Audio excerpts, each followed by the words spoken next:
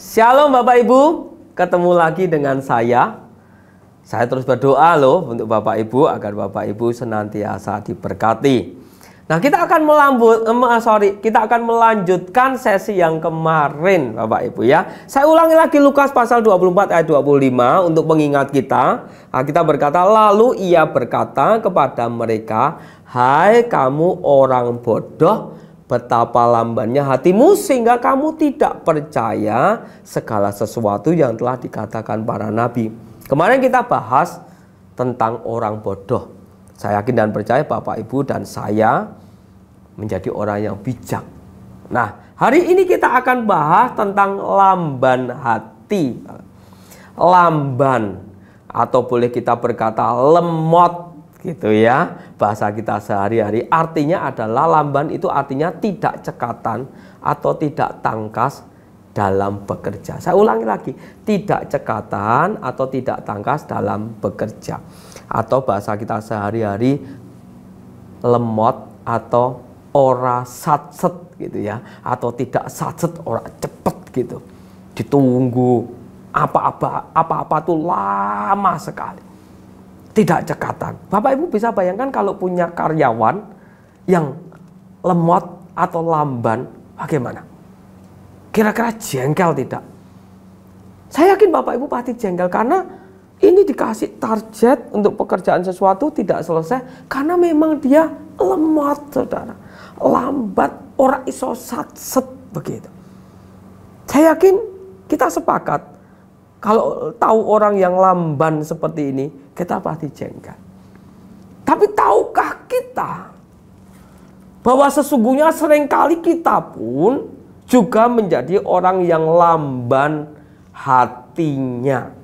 Lamban itu tidak cekatan, yang tadi saya sampaikan, tidak tangkas. Hati kita itu tidak cekatan, tidak cepat merespon.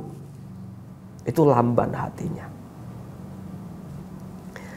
Ada beberapa referensi ayat, nanti Bapak Ibu baca lagi buahnya itu Amsal, Pengkhotbah itu tentang lamban, saudara. Tapi saya ambil hanya 3 saja nih. Amsal 19 ayat 15. Alkitab berkata demikian. Kemalasan mendatangkan tidur nyenyak, dan orang yang lamban akan menderita lapar.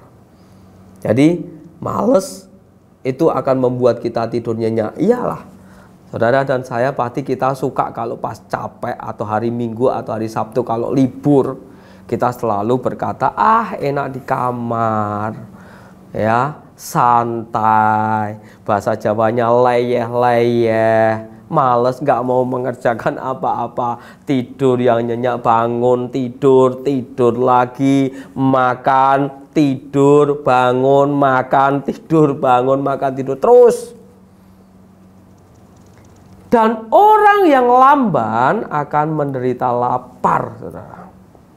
Jadi hati-hati kalau kita lamban. Lebih lagi kalau hati kita yang lamban. Lamban merespon.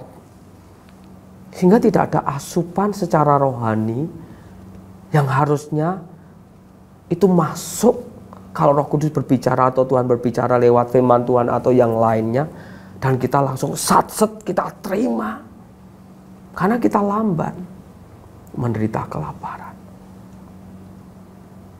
Ini kelaparan yang negatif, saudara.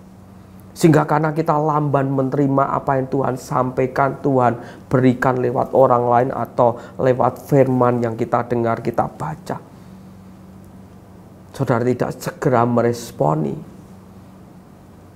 kita akan menjadi mudah hidup kita kepada kedagingan, saudara. Gampang marah, gampang emosi.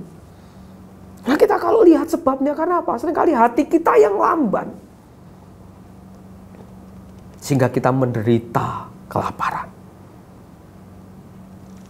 Pengkhotbah pasal 10 ayat yang ke-18, kita berkata demikian. Pengkhotbah 10 ayat 18. Oleh karena kemalasan runtuhlah atap, dan oleh karena kelambanan tangan bocorlah rumah. Ini pengkhotbah mencatat atau menulis satu kalimat yang luar biasa, mengumpamakan bahwa ada rumah, kalau malas atapnya runtuh, saudara. Dan kalau lamban tangannya bocor rumahnya. Ini menjadi kewaspadaan kita. Malas, lamban, ini mesti harus hati-hati. Hancur hidup kita, saudara. Pengkhotbah berkata ini diumpamakan rumah. Karena malas, kita biarin itu bocor rumah kita. Kita tidak segera beresin. Saudara, kalau di rumah itu kalau pakai gypsum ada bocor, itu netes air kita pikir nggak apa-apa, netes terus. Kemudian menjadi hitam kita biarin terus. Lama-lama gypsumnya akan ambrol. Ini yang disampaikan oleh pengkhotbah, saudara.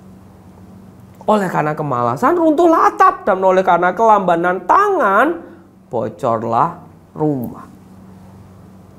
Yang terakhir saya ambil 3 ayat saja ya. Amsal 10 ayat yang keempat. Tangan yang lamban membuat miskin, tetapi tangan orang rajin menjadikan kaya. Ini cetok jelas, saudara. Tangan yang lamban membuat miskin. Kalau tidak segera satset, tidak segera dikerjakan, membuat miskin. Tetapi tangan orang rajin menjadikan kaya. Pilihan saudara, kita semua pasti tidak ingin miskin. Kita ingin menjadi kaya. Dalam hal apapun juga. Khususnya kaya dalam roh, kaya dalam pengetahuan, kaya dalam yang Tuhan inginkan. Kalau yang namanya kaya secara jasmani itu bonus, Bapak Ibu.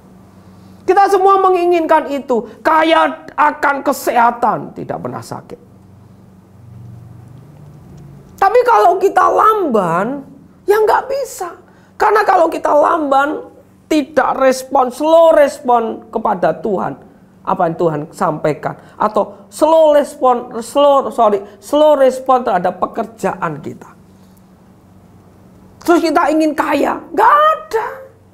Kalau kita slow respon atau lamban, ora satset, miskin jadinya.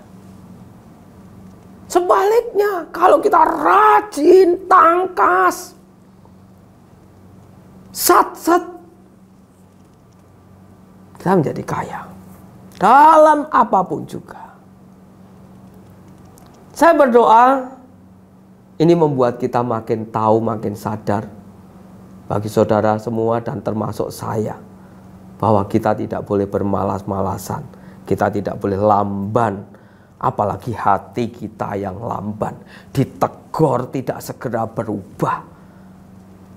Kalau kita ditegur segera berubah, saudara, karena kita ada yang salah, tegur, terima dengan baik. Kalau ada saudara kita yang menegur, jangan lamban hatinya, terima itu. Kalau ada firman Tuhan yang menegur kita, kita terima itu. Dan segera kita tidak akan ulangi lagi. Satset, saudara. Dan saudara tahu hasilnya apa? Kalau kita tidak lamban hati kita, berkat Tuhan itu akan menjadi bagian dalam hidup saudara semua dan saya. Amin. Tuhan Yesus memberkati. Mari kita berdoa. Tuhan Yesus, terima kasih untuk firman-Mu. Kami terus belajar untuk kami menjadi yang rajin, menjadi anak-anak-Mu yang rajin. Kami tidak mau lamban, Tuhan. Karena kelambanan itu akan membawa kami menjadi terpuruk, kami menjadi miskin.